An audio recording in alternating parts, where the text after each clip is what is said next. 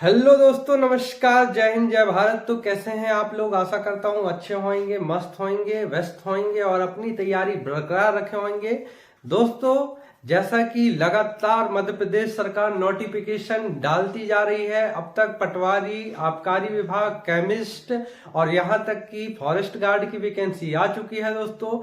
और हम करवाते हैं आपकी तैयारी, लेकिन आज हम लेकर आए हैं एक मोटिवेशन सेशन जो आपकी तैयारी को और मजबूती के साथ आगे बढ़ने में मदद करेगी। ठीक है दोस्तों, तो आज हम ऐसे व्यक्तित्व से आपको रूबरू करवाएंगे, ऐसे व्यक्तित्व से मुलाकात करवाएंगे जिन्होंने अपने सफलता के लिए एक कड़ी संघर्ष से गुजरा है। तो वो व्यक्तित्व हमारे बीच में जल्द ही उपस्थित होंगे। तो दोस्तों, मैं बस इतना कहूंगा कि अब समय आ गया है कि हमें बिल्कुल डट कर मुकाबला करना है हर एक एग्जाम का, हर एक एग्जाम के खोपड़ी में छेद करना है दोस्तों। और हमारा जो आज का टैगलाइन है, तो दोस्तों आज का टैगलाइन है, आंखों में अरमान लिया, मंजिल को अपना मान लिया, मुश्किल क्या आसान क्या, बस ठान लिया, बस ठान लिया। दोस्तों, सफलता का कभी कोई फुल स्टॉप नहीं होता है, आपको रुकना नहीं है, आपको डटकर सामना करना है हर एक परिस्थिति का। और वैसे भी आज हम हमारे जो भाई साहब हैं, जो हमारे सर हैं, हमारे मित्र हैं, जिनका हाल ही में सशस्त्र सीमा बल केंद्रीय पुलिस फोर्स में इनकी जो नियुक्ति हुई है, इन्होंने कैसे कैसे तैयारी की थी, इन्होंने किस किस माहौल में जिया है और इनकी क्या स्ट्रेटेजी थी, देखेंगे संपूर्ण जानकारी। तो सबसे पहले मैं स्वागत करना चाहूंगा, आइए सर, स्वागत है आपका हमारे एक छोटे से परिवार में सर। बहुत बहुत धन्यवाद। तो सर के लिए, अरे ये सब व्यवस्था है आपने, बहुत बहुत धन्यवाद। अरे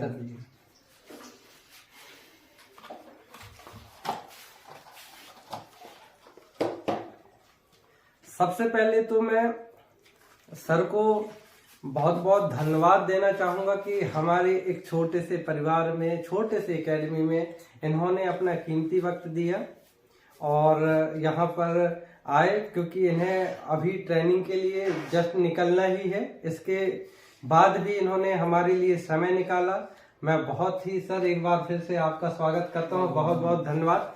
और आगे वीडियो में सर अब अपना इंट्रो देंगे और बताएंगे अपने संघर्ष की कहानी, अपने सफलता की कहानी, सफलता का मूल मंत्र। बिल्कुल बने रहिए।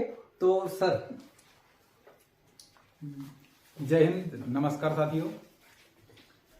हो चुका है आगाज रण का, युग बदलने की तैयारी, जीत उसी की होगी जिसका संघर्ष है जारी। इन पंक्तियों के साथ मैं अपने जीवन की जो मेरे साथ जो घटनाएं घटी हैं, जो मैं इतने दिनों तक, जितनी आपको ये भी बताऊंगा कि मैंने इतनी देर बाद क्यों सफलता पाई है, और ये भी बताऊंगा कि मेरे इस सफलता में किन किन लोगों का योगदान रहा, मैंने किस प्रकार से संघर्ष किया है। तो सबसे पहले तो आप लोग अगर वीडियो देखें तो पूरा अंतिम तक देखें, क्योंकि कुछ ऐसी पंक्तियां होती हैं जो कि कहीं ना कहीं हम सीखते हैं जीवन से, जीवन पूरा, इसलिए मैं बोल रहा हूँ देखने के लिए। तो मैं एक छोटे से गांव, ग्राम सिगुड़ी, तहसील मानपुर, बांधवगढ़ के पास है, जो बांधवगढ़ नेशनल पार्क, उमरिया जिले से बिलोंग करता हूं। मैं भी आपकी तरह, या कि एक आम में घर से हूं, कोई बड़े घर से नहीं हूं, और मेरे पास भी बहुत सारी कमियां थी। एक वक्त था कि मैंने भी गरीबी देखी है, और वो संघर्ष का दिन आज भी मैं नहीं भूल सकता, क्योंकि जब मैं 8वीं में पढ़ रहा था तो मेरी माँ एक्सपायर हो चुकी थी है। उसके बाद फिर मेरे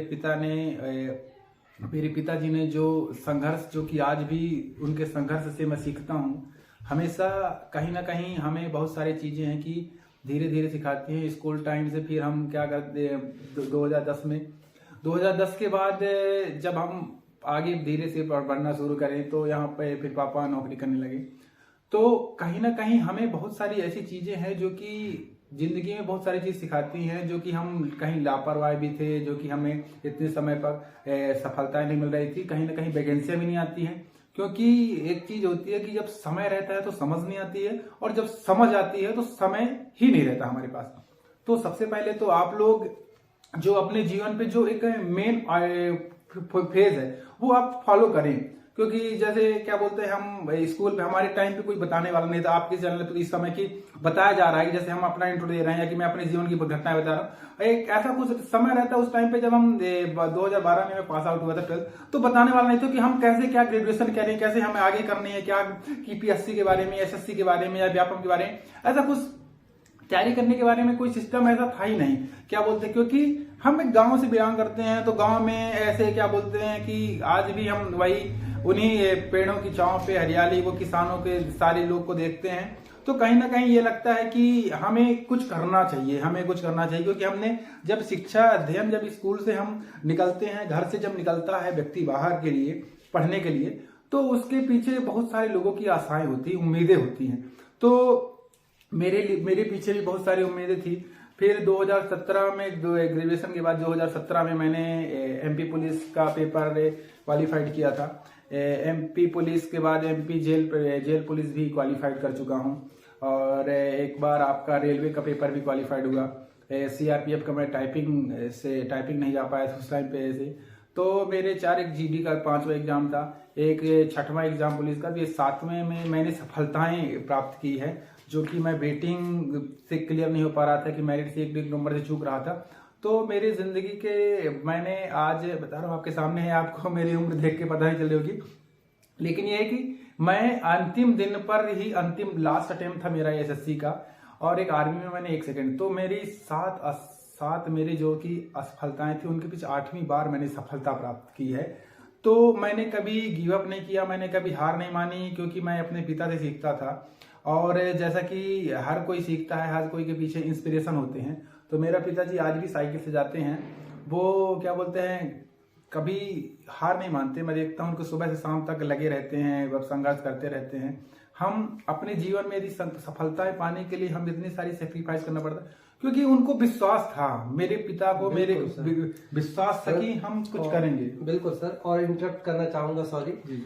तो सर, हमारे भाइयों को, हमारे बहनों को लगता है सर कि गांव से तैयारी नहीं की जा सकती। इनको शहर में बड़े बड़े कोचिंग संस्थान के थ्रू इन्हें लगता है कि तैयारी हो पाएगी। तो मैं आप लोगों को बता दूं कि सर ने गांव से तैयारी की थी और आज देखिए इस मुकाम पर है। और देखिए इन्होंने इतनी मेहनत की कि हद से ज्यादा इन्होंने मेहनत की और कभी गिव अप नहीं किया। कभी यह नहीं सोचा कि यार हम इतने बार एग्जाम दे रहे हैं, हर बार असफलता हमें हाथ में मिल रही है तो हम रुक जाए। इन्होंने कभी इस प्रकार से खुद को नहीं समझा। तो सर, मैं यही आपसे जानना चाहूंगा कि आप हमारे स्टूडेंट्स को, हमारे भाइयों को बताइए सर कि गांव में रहकर कैसे तैयारी की जा सकती है और ये किस प्रकार से खुद को मोटिवेट रह सकते। मतलब हम हर प्रकार की जानकारी तो देते ही हैं सर चैनल के माध्यम से, जब जब कोई वैकेंसी आती है या हमें कौन सा सब्जेक्ट कैसे पढ़ना है, पर सर इन्हें खुद मोटिवेट कैसे रहना चाहिए और गाँव में रहकर तैयारी कैसे की जा सकती है सर? गांव में रहने के लिए आजकल सबसे अच्छा संसाधन है मोबाइल आपके पास। मोबाइल में इसमें आप अपना टाइम वेस्ट व्हाट्सएप में भी दे सकते हैं, फेसबुक में भी दे सकते हैं, इंस्टा भी दे सकते हैं, रील्स देख सकते हैं, या कि यूट्यूब में जो क्लासेस अवेलेबल हैं आप उस चीजों को करें, ऑब्जेक्टिव करें। आजकल ऑनलाइन टेस्ट, मॉक टेस्ट बहुत सारे मिल जाते हैं। आजकल जो खुद अभी एक इतने सारे एक एग्जाम के लिए खुद ही एसएससी अगर है तो एसएससी मॉक टेस्ट देती है। व्यापम की आप पुराने पेपर लगा सकते हैं मध्य प्रदेश एग्जाम के लिए। 2023 ऐसी अपॉर्चुनिटी है आप सभी के लिए कि आपको इतने सारे बैक टू बैक, जैसे पता चल रहा है 7500 पुलिस की आने वाली है, फिर वन रक्षक आने वाली है, वन रक्षक के बाद फिर आपके पटवारी भी अभी आ रहे, पटवारी भी है, तो पटवारी है, वन रक्षक है, पुलिस है, फिर जेल पुलिस भी आएगी, फिर एसआई भी आएगी। तो हमें ढेर सारे एग्जाम है, क्या बोलते हैं, हमें एक ही तो नौकरी चाहिए, लेकिन एग्जाम सारे देने हैं हमें। एग्जाम सारे देने हैं। एक जिम्मेदारी जैसे कि मेरा था कि आर्मी में जाऊं, आर्मी में सपना था, वो 1 सेकंड आज भी मुझे नहीं भूलता। जबलपुर के राइट टाउन स्टेडियम में तो वो था कि नवरात्रि का टाइम था और मैं 1 सेकंड से चूका था, वो मुझे आज भी वो जहन पे था। और मेरी डिस्क्वालीफाई में बता रहा हूँ कि मेरी फाइल के पहले पेज पे डिस्क्वालीफाई का एक वो पेज रखा हुआ था आज भी। और मेरी डायरी का पहला शब्द थी अपॉर्चुनिटी, वो डायरी का मेरा पहला शब्द है अपॉर्चुनिटी। और एक ये था कि जब आप कहीं जाते हो तो अपने रिजल्ट को जब कहीं देखते हो ना, सबसे पहले जिसको आप बोलते हो कि जिससे कुछ इंस्पिरेशन मिले, तो मेरी डायरी पर पहला शब्द था मौका, और वो मेरी फाइल का पहला पेज था कि जिसमें मैंने सब नॉट क्वालिफाइड। तो मैं कहा था कि एसएससी जीडी में मेरा जो नॉट क्वालिफाइड था 2018 पे, उसमें मेरा था कि मुझे क्वालिफाइड करना है। मैंने रनिंग क्वालिफाइड नहीं कर पाया था 2018 में। तो मैं दोबारा फिर सोचा कि अब इस पे मौकों को कैसे भुनाया जा सके। तो वो दिन आज ही मुझे नहीं भूलता है कि वो 29 अगस्त 2018 का दिन था, जबकि मैं फिजिकल से नॉट क्वालिफाइड हुआ था। मेरे अच्छे मार्क्स थे, फिर भी नहीं हो पाया। मेरा भाई जिसको मलेरिया थी उसने फिजिकल क्वालिफाइड कर लिया था, लेकिन वो मेरिट से बाहर हो गया था। तो बताइए, एक मौका था कि हम चाहते कि दो किसी को, लेकिन किसी का नहीं हुआ। तो हमारे जिंदगी में मैं अगर उसी टाइम पे अगर गिव अप अपना कर देता, तो 2018 के बाद लॉकडाउन लगा। फिर मैंने आगे मैं अंतिम पता नहीं मेरे को अंदर से प्रेरणा कहाँ से क्या हुआ कि पिताजी, फिर एक क्या बोलते हैं, हमारे बहुत सारे ऐसे होते हैं जो इंस्पिरेशन होते हैं। जैसे कि हमारे एक रूम मेंबर ग्रुप है, तो उसमें बहुत सारे हमारे जुड़े हुए हैं जो व्यक्ति हैं, जैसे कि महान लोग हैं। क्या होता है, जब आप पॉजिटिव व्यक्ति से जब जुड़े रहते हो तो आपको सकारात्मक सोच मिलती है। बिल्कुल सर, यहीं पे सर मैं मेरे भाइयों को कहना चाहूंगा, जैसा सर बता रहे हैं, बिल्कुल हम लोगों का एक एटमॉस्फेयर होना चाहिए। कहते हैं ना, संगति, अगर इसका आप संधि विच्छेद करें तो ये खुद कहता है कि संग गति। आप जैसी संगति में रहेंगे तो सर आजकल क्या हो गया सर, बच्चों में डिस्ट्रैक्शन बहुत ज्यादा हो चुका है। डिस्ट्रैक्शन, कंफर्ट जोन से बाहर ही नहीं आ पा रहे हैं सर। तो उस चीज से वो खुद को कैसे बाहर लाए सर? डिस्ट्रैक्शन सबसे ज्यादा हमारा, तो सबसे पहले हमारा क्या है कि हमारे ऊपर जिम्मेदारियां नहीं है। आपके पिताजी के ऊपर जिम्मेदारी है, माता के ऊपर जिम्मेदारी है, तो वो कहीं से भी कमा के आपको पैसे देते हैं। आपकी खुशियों के लिए वो अपनी कुर्बानी करते हैं, क्योंकि उनके ऊपर जिम्मेदारी है कि मेरा बच्चा बच्ची पढ़ेंगे लिखेंगे, कुछ हमारे लिए करेंगे। आपको डिस्ट्रैक्शन यही है, उनके पास मोबाइल कीपैड ही होगा, एंड्रॉइड नहीं होगा। शायद ऐसे कितने लोग होंगे जिनके पास होगा, कितने लोगों के पास नहीं है। मेरे पापा के पास आज भी नहीं है। तो वो सारी चीज चाहते हैं कि हमारी खुशी में उनकी खुशी है, तो वो हमें ये करना पड़ेगा, हमें थोड़ी से सेक्रीफाइस करनी पड़ेगी डिस्ट्रैक्शन के लिए। जो हम मोबाइल का यूज करते हैं, जो हमें एक है कि हमें कुछ सपने पालने होंगे।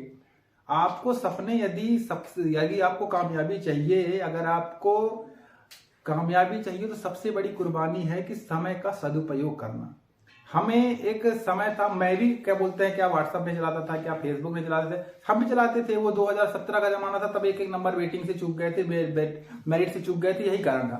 तो अब हमने क्या किया, 2018 के बाद से मैं अपनी घटना बताऊं, 2018 के बाद लॉकडाउन टाइम में तो मेरे पास कीपैड ही मोबाइल था उस टाइम पे। फिर लॉकडाउन के बाद मैंने व्हाट्सएप नहीं चलाता था। व्हाट्सएप इसलिए नहीं चलाता था क्योंकि मेरे ऊपर ये था कि यार मैं व्हाट्सएप पे अपना समय क्यों दूं, फेसबुक पे अपना समय क्यों दूं, यही था। अगर मैं फेसबुक पे, व्हाट्सएप पे, इंस्टा पे, ये सारी चीजों में, आज भी मुझे इंस्टा चलाना नहीं आता, आप देख सकते हैं, क्योंकि यही सारी चीजें हैं जो कि आपको आगे ले जाती है। तो हमें सोशल मीडिया का कम यूज करना है। अगर आप सोशल मीडिया यूज करते हो तो आप न्यूज़पेपर पढ़ें, जैसे डेली आता है दैनिक भास्कर, ये सारी चीजें, तो आप पढ़ना, ये न्यूज़पेपर पढ़ें, आपको करंट पढ़ें, आपको क्या बोलते हैं टेस्ट पेपर लगाएं, इन पर यूज करें, आप क्या बोलते हैं। क्योंकि एक समय जब आएगा जब आपको डिस्ट्रैक्शन से दूर जाना पड़ेगा, क्योंकि यही एज है हमारे मोबाइल चलाने का और यही एज है हमारे पढ़ने का। तो आपको दोनों के समय निकालना है। मैं ये नहीं कहूँ आप आधे घंटे चलाइए, 1 घंटे चलाइए। अब मेडिकल टाइम था हमारा, तो क्या बोलते हैं, बिल्कुल यूज नहीं करना था मोबाइल, क्योंकि अगर मोबाइल यूज करेंगे तो हमारी आंखों का 20 फीट दूर से आंख को टेस्ट लिया जाता है। अगर ये बताइए, हमारी आंखों पे यदि कलर ब्लाइंडनेस या कुछ भी है, तो सारी चीजें मेडिकल भी फिट चाहिए। इसमें पेपर पहले निकालते हैं, फिर फिजिकल की तैयारी करते हैं, फिर हम मेडिकल की, तो सारी चीजों से जब गुजर जाता है व्यक्ति तो कामयाबी मिलती है। और जब तक आप चाहे पॉइंट्स 1 से चूको, जो 0.5 सर मैं आपको बताना चाह रहा हूँ, 0.45 से सर मेरा CI सब नहीं मिला मेरे को। बताइए। पहली प्रेफरेंस CI सब थी मेरी, उसके बाद दूसरा SSB था। तो मेरा ये था कि अगर आप क्वेश्चन भी लगाते हैं, क्योंकि जब क्वेश्चन हम लगाते हैं तो हम रहता है सर कि हम पूरे क्वेश्चन अटेम्प्ट करते हैं। पूरे क्वेश्चन हमको अटेम्प्ट नहीं करने हैं, क्वेश्चन पूरे अटेम्प्ट बने तो अटेम्प्ट करो। एक सवाल और पूछना चाहूंगा। देखिए, अभी भी जिन लोगों ने जीडी का फॉर्म नहीं भरा है, डेट बची हुई है, भर दें। और चूंकि इनका रिसेंटली जीडी में ही हुआ है सिलेक्शन, तो सर जीडी के लिए क्या क्या रणनीति होनी चाहिए? क्योंकि अभी हाल ही में पैटर्न बदला हुआ है, अचानक टाइमिंग की भी कमी हो गई है जैसा आप बता रहे हैं, ठीक है ना, कि कौन से क्वेश्चन अटेम्प्ट करने हैं, कौन से क्वेश्चन अटेम्प्ट नहीं करने हैं। और सबसे बड़ी बात सर मैं कहना चाहूंगा कि स्टूडेंट जब नोटिफिकेशन आ जाता है तब तैयारी शुरू करता है, पहले से तैयारी नहीं होती, जबकि वह समय होता है उनके टेस्ट लगाने का। तो एक नई स्ट्रेटेजी क्या होनी चाहिए, क्योंकि जब जागो तभी सवेरा सर, क्योंकि आपका जो पास्ट था वो पास्ट हो चुका है, अब नए दौर से नई शुरुआत कैसे करनी चाहिए सर, फुल स्ट्रेटेजी के साथ थोड़े हमारे दर्शकों को बताएं। देखिए क्या होता है कि हमारे पास जो होते हैं, मैं भी आप लोग की तरह ही क्या बोलते हैं आम साधारण सा व्यक्ति था, जो कि आज मतलब मेरे पास बस ये कि selected unselected, qualified not qualified, बस यही अंतर है। तो उसके लिए क्या किया मैंने, बहुत सारी चीजें मैंने खुद से सीखी हैं और बहुत सारी चीजें हमें आसपास की चीजें सिखाती हैं। एक आसपास की बोलते हैं आप अच्छा दोस्त बनाइए ना, आपके मित्र हो या आपकी कोई चीज, आपके मित्र हो, सहेली हो, जो भी हो, आप उनका, आपको यदि वो आप समझ जाइए कि अगर आपको उनका बर्थडे है कि शादी में जा रहे हैं हम, ये हमको समय का यूटिलाइज करना है। हम क्या करते हैं, हम कहीं भी चल देते हैं, कहीं भी हम अपने टाइम को लिए कहीं भी घूमने चल देते हैं, कहीं भी या हमें वो सारी समय को बचाना है। हमें समय का यूज इसलिए करना है क्योंकि जो हमारे टेस्ट पेपर जैसे हम लगाते हैं, भाई अभी 3 महीने हैं, मैं कहता हूं कि 10 जनवरी से 14 फरवरी तक जीडी का पेपर है। तो जीडी की जब डेट घोषणा हो गई तो जीडी के समय पर ही पेपर होगा, उस पर कोई फेरबदल नहीं होना। बस ये है कि हम अगर 4 घंटे पढ़ते थे, 4 घंटे पढ़ते थे, तो हमको क्या करना है, हमको 4 घंटे की जगह में अब 10 घंटे पढ़ने पड़ेंगे, 10 घंटे की जगह में 14 घंटे पढ़ने पड़ेंगे, क्योंकि कामयाबी हमको चाहिए। आप सोचिए, जो आप छोटे बच्चों से कभी मिलिएगा कि वो क्या बनना चाहते हैं, तो बोलेगा मैं आपकी तरह बनना चाहता हूं, आपकी तरह बनना चाहता हूं, भैया दीदी अंकल आंटी जो भी लग दो, बुआ तो बुआ चाचा।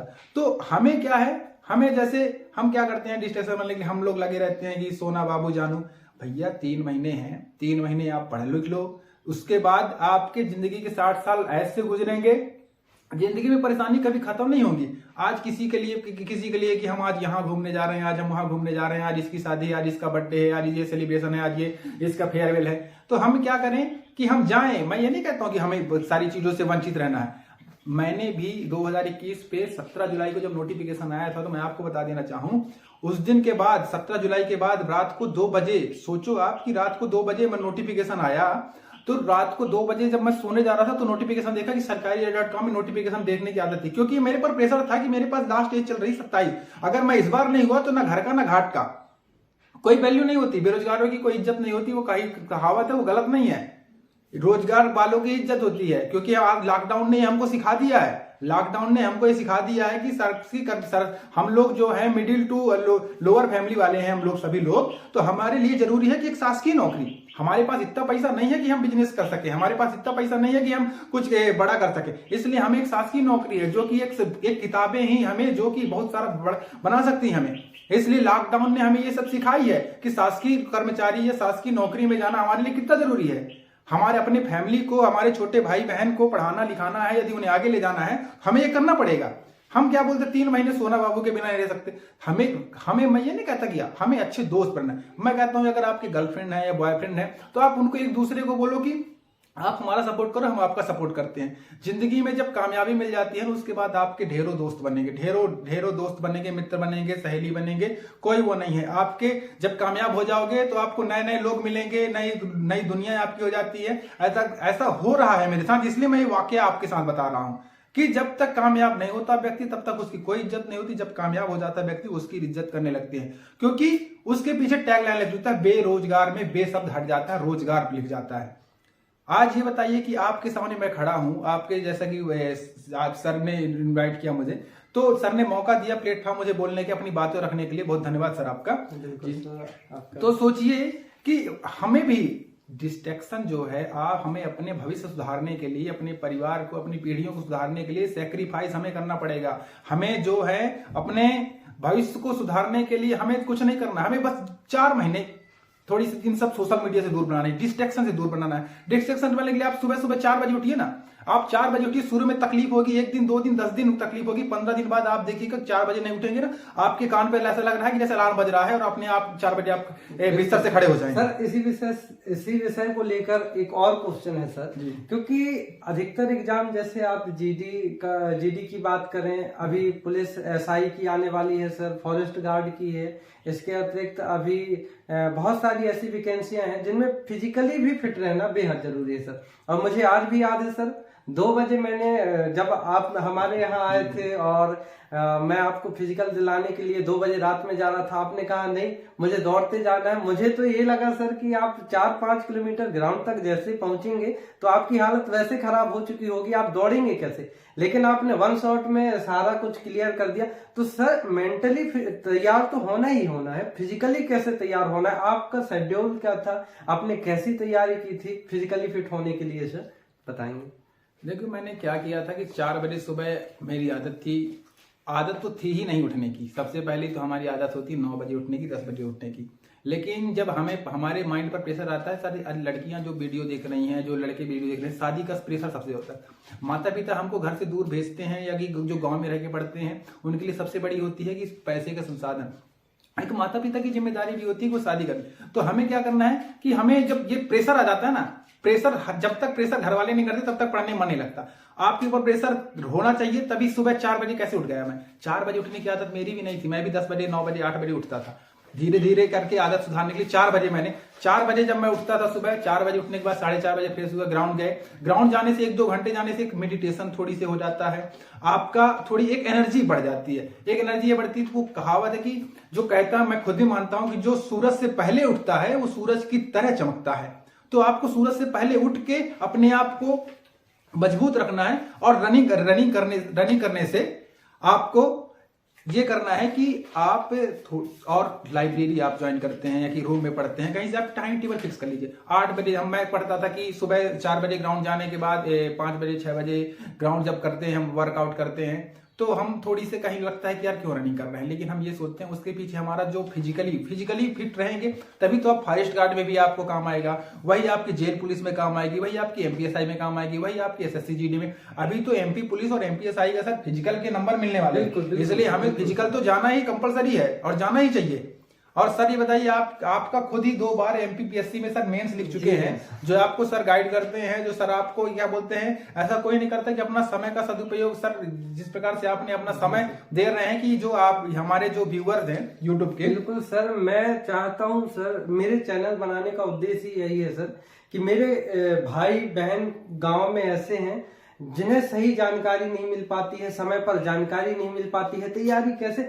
बड़े बड़े कोचिंग संस्थान जरूर आपको सीधे टॉपिक पढ़ाएंगे, लेकिन हम कोशिश करते हैं सर, मेरे आदिवासी भाई बहन बिल्कुल उन्हें पहले ये तो जानकारी लगे सर कि आखिर तैयारी कैसे करनी है, किस विषय को कहाँ से पढ़ना है, तो वो संपूर्ण जानकारी मैं इस चैनल के माध्यम से देता हूं सर। और ये सेवा भाव मेरे अंदर बना रहे, मैं तो यही चाहूंगा सर। लेकिन सर जैसे आपने मेहनत की थी, बिल्कुल मैं उसे भी सैल्यूट करूंगा सर, क्योंकि आपने भी बहुत सैक्रिफाइस किया है सर। और जहां तक मैं जानता हूं आपको, यहां तक कि कभी कभी हमारा फोन भी आप नहीं उठाते थे सर। कोई बात नहीं सर, आज फक्र होता है हमें कि सर ने जो टाइम दिया, सैक्रिफाइस किया, आज उसका परिणाम आप लोग देख पा रहे हैं दोस्तों। तो बस यही कहूंगा कि एक नए शेड्यूल, एक नई रणनीति, एक नई स्ट्रेटेजी के साथ आप आगे बढ़िए, हम आपके साथ हैं। और सर इन्हें ये बता दीजिए कि इनकी जो अभी अगर एसएससी जीडी की तैयारी करना चाहते हैं, क्योंकि अधिकांश स्टूडेंट ने फॉर्म भरा है, एमपी पुलिस की तैयारी करना चाहते हैं, तो क्योंकि जीडी में अभी देख रहे हैं आप बहुत ज्यादा चेंजेस देखने को मिलेगा सिलेबस में, तो उसमें इनको क्या करना चाहिए। क्योंकि देखिए आपने एग्जाम दिया है, आपने सिलेक्शन लिया है, तो किन क्वेश्चनों को छोड़ना चाहिए, किन क्वेश्चनों को पहले करना चाहिए, ये क्या रणनीति होनी चाहिए। देखिए सबसे पहले तो जो आपसे टॉपिक बनता है, जैसे मेरा था कि मेरे से रीजनिंग अच्छी जाती है, तो मैंने रीजनिंग में पूरे क्वेश्चन क्या लगाए, शायद एक क्वेश्चन था जो कोई सीरीज का था, जो मुझे नहीं आ रहा था। तो इसके लिए क्या करें, टेबल जैसे हमारे होते हैं कि हम क्या करते हैं, क्यूब और स्क्वायर। जब आपको क्यूब और स्क्वायर अच्छे से याद होती है, ये सीरीज के क्वेश्चन आते हैं रीजनिंग में, तो वो आपको कहीं ना कहीं हेल्पफुल होती है। और आपको टेबल याद होनी चाहिए, कम से कम 30 तक टेबल याद कर दो, कोई दिक्कत नहीं। आपको अभी याद नहीं है, कोई 10 साल के बच्चे को बनती है, हम 20 साल के हो गए, 25 साल के हो गए, कोई दिक्कत नहीं। हमें याद करना है, हमें चिपकाना है, उस पर डेली करना है। छोटे बच्चे को ही अगर आपके पास हो, छोटे बच्चे को ही पढ़ाई, इससे याद होगा, क्योंकि हमें वो सारी चीजें ना रीजनिंग के क्वेश्चन में आती है। और रीजनिंग के क्वेश्चन जब हम फॉलो करते हैं, तो उसके बाद जब रीजनिंग करना चाहिए, फिर उसके बाद जीएस के क्वेश्चन। जीएस में ये है कि जीएस बहुत सारे संपूर्ण ज्ञान, जीएस जो हमारे आदित्य सर जैसा साइंस पढ़ाते हैं, पॉलिटी बताते हैं जो आपको, तो आप क्या इनको फॉलो करें। ये आपको मैं तो सर रिक्वेस्ट करूंगा कि आप इनको पुराने पेपर भी प्रोवाइड कराएं। बिल्कुल बिल्कुल सर, बहुत जल्दी शीघ्र ही मैं हर प्रकार की व्यवस्था दूंगा, और पुराने पेपर कैसे करना है, और सारी सुविधाएं सर जल्दी ही प्रोवाइड की जाएगी। जी सर।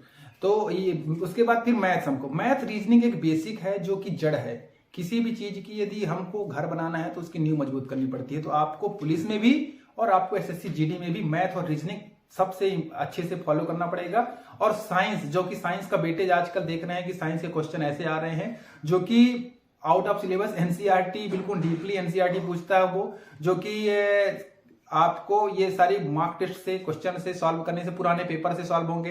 हिंदी में समानार्थी विलोम ऐसे पूछ रहे हैं जो कि आपको क्या बोलते हैं, बहुत सारी चीजें किताबें मिल जाती, जो आपसे नहीं बनेगा वो किसी से नहीं बनेगा। अगर आपने ईमानदारी से, शिद्दत से पढ़ी है तो आपको पेपर बनेंगे। और आप क्वेश्चन क्या करें कि आप अगर 80 क्वेश्चन है, 60 मिनट में है, तो आप एक फिक्स कर लीजिए 20 मिनट में हमको रीजनिंग कर 20 मिनट में हमको रीजनिंग कर देनी है, 20 मिनट 15 मिनट, इतनी आपकी प्रैक्टिस होनी चाहिए। 25 मिनट आपको कम से कम 25 मिनट आपको देना चाहिए मैथ्स में, 25 और फिर 20 और 45, 15 मिनट में आप 5 मिनट में जीएस बड़े आराम से कर सकते हैं, कोई दिक्कत नहीं है। क्योंकि 10-10, 15-15 सेकंड के होते हैं। जीएस बन रहे हैं तो ठीक है, नहीं बन रहे हैं तो आपको क्या बोलते हैं, फालतू तुक्का नहीं मारना। क्योंकि तुक्का यदि मार देते हैं तो आपका, अब मैं बताया आपके 0.45 से, अगर शायद मेरे एक माइनस क्वेश्चन रहे तो 0.5 में सीआई सब में भी होता, सीआई सब मेरा सिलेक्शन हुआ होता।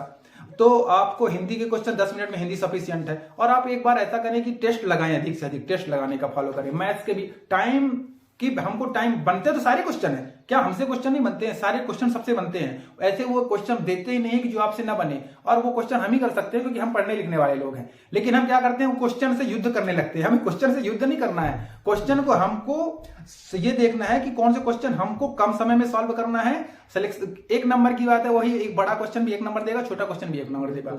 तो आपको एक नंबर की लड़ाई है, पॉइंट का खेल चल रहा है आपका, नॉर्मलाइजेशन पद्धति है, एक्यूरेसी आपको ध्यान रखनी है, ये सारी चीजों पर ध्यान देना होगा। एक चीज और बोलना चाहूंगा सर, क्या है, अधिकतर स्टूडेंट क्या करते हैं, भेड़ चाल चलने लगते हैं सर। मतलब बस वो भी पढ़ रहे हैं, मैं भी पढ़ रहा हूँ, हाँ हमको इस यहाँ से शुरू करना है, बस कुछ भी पढ़ रहे हैं। तो मैं कहना चाहूंगा कि आपको पढ़ने का तरीका भी बदलना होगा, आपको स्मार्ट वे में पढ़ना होगा। बिल्कुल लॉन्ग टाइम मेमोराइजेशन, मतलब आप एक बार उस टॉपिक को पढ़ लें तो बस आपको कभी भी रात में 2 बजे भी कोई उठाकर पूछे कि भाई यहाँ पे ऐसा क्या है, तो आप बिल्कुल नींद में बता सको कि हाँ ऐसा ऐसा है। तो मैं यही कहना चाहूंगा कि आप लोग अपने पढ़ने का तरीका बदलें, और इसके लिए मैं लगातार वीडियो, आप लोगों का जैसा प्यार मेरे तक पहुंच पा रहे हैं, बस आप लोग हमारा सपोर्ट करें। हम बिल्कुल लगातार वीडियो ला रहे हैं, ट्रिकी वे में ला रहे हैं, हर टॉपिक को लेकर आएंगे। वैसे तो मैं सही बताऊं तो साइंस और जो कॉन्स्टिट्यूशन वाला पोर्शन है, मैं बहुत ही बेहतरीन ढंग से आप लोगों की तैयारी करवाऊंगा दोस्तों।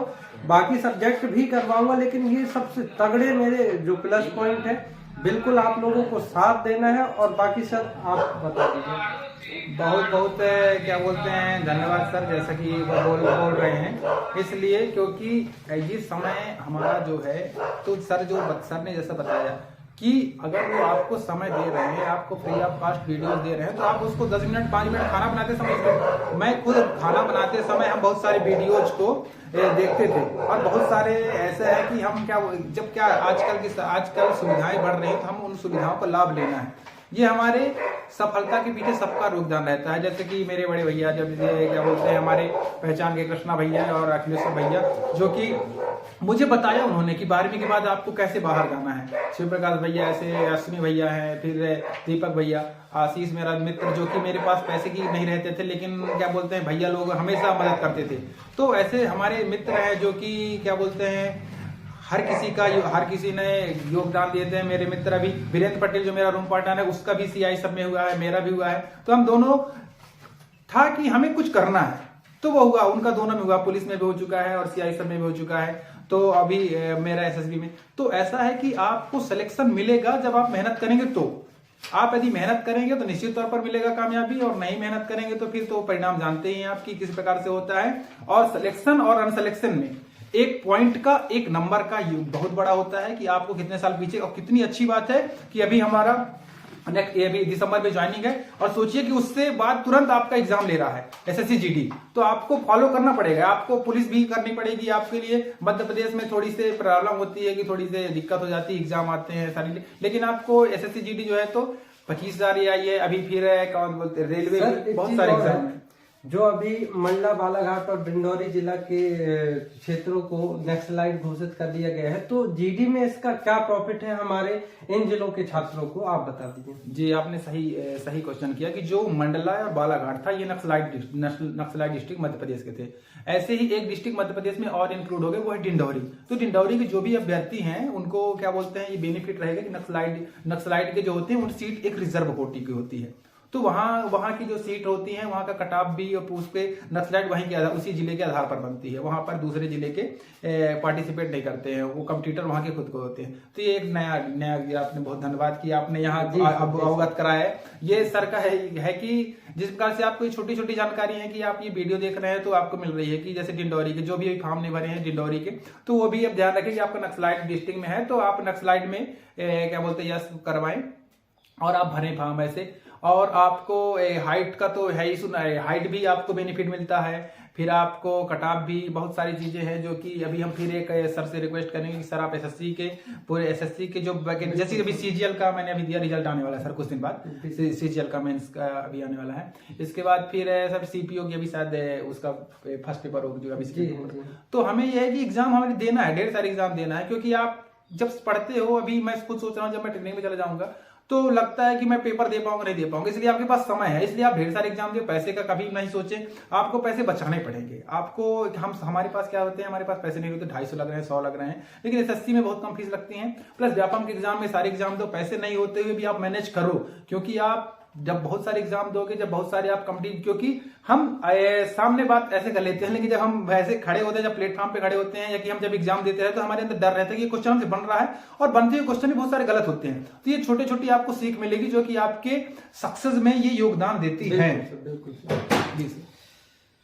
तो दोस्तों बस आप लोगों को ऐसे ही सपोर्ट बनाकर रखना है, और हम ऐसे ही हमारे मार्गदर्शकों से, ऐसे ही मोटिवेटर से आप लोगों की मुलाकात लगातार कराते रहेंगे। और सर ये सिलसिला मैं यहीं खत्म करना चाहूंगा, है ना जी। तो आपका सर एक बार फिर से बहुत बहुत धन्यवाद है सर, हृदय से धन्यवाद है कि आपने अपना कीमती समय दिया। और दोस्तों ऐसे ही सीख लेते रहना है दोस्तों, और ऐसे ही हमारे साथ बने रहना है, और आप लोगों को हमारे इस छोटे से परिवार को थोड़ी और बड़ा करना है दोस्तों। बस 1 से 2 मिनट का समय निकाल कर आप फेसबुक, व्हाट्सएप, इंस्टा, ये सारी चीजों में आप शेयर कीजिएगा। इससे हमें मोटिवेशन मिलता है सर, और हमें लगता है कि हमारे बच्चे जब सपोर्ट में है तो हम इनके लिए ज्यादा से ज्यादा काम करें।